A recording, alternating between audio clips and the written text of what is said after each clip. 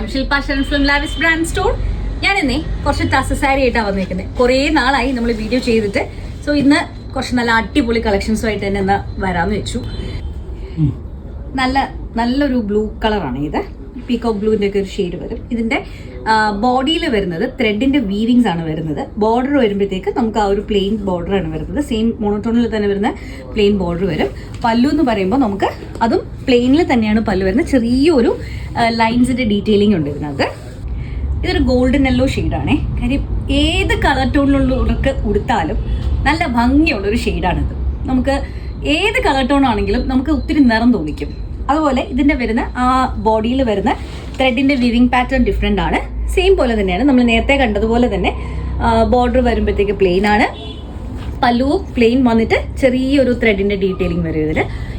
ഈ ഒരു സാരി ഒരു ലാവൻഡർ ഷെയ്ഡാണേ. ശരിക്കും ഒരു പേസ്റ്റൽ ഷെയ്ഡ്സിൽ വരുന്ന പേസ്റ്റലിൻ്റെ ഭംഗി എപ്പോഴും നമുക്ക് ടസലിലാണല്ലോ അറിയുന്നത്.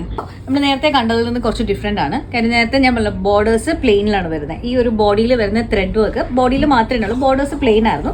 എന്നാൽ ഈ ഒരു സാരിയിൽ ഇതൊരു വിത്തൗട്ട് ബോർഡർ ആയിട്ടുള്ള സാരിയാണ്. മുഴുവനായിട്ട് നമുക്ക് ആ ത്രെഡ് വർക്ക് നമുക്ക് ഓൾ ഓവർ ദ ബോഡി നമുക്ക് ത്രെഡ് വർക്ക് ആണ്. പല്ലു നേരത്തെ പോലെ തന്നെ പ്ലെയിൻ ആണ് വരുന്നത്. ചെറിയൊരു ലൈൻ ഡീറ്റെയിലിംഗ് ഉണ്ടാവും.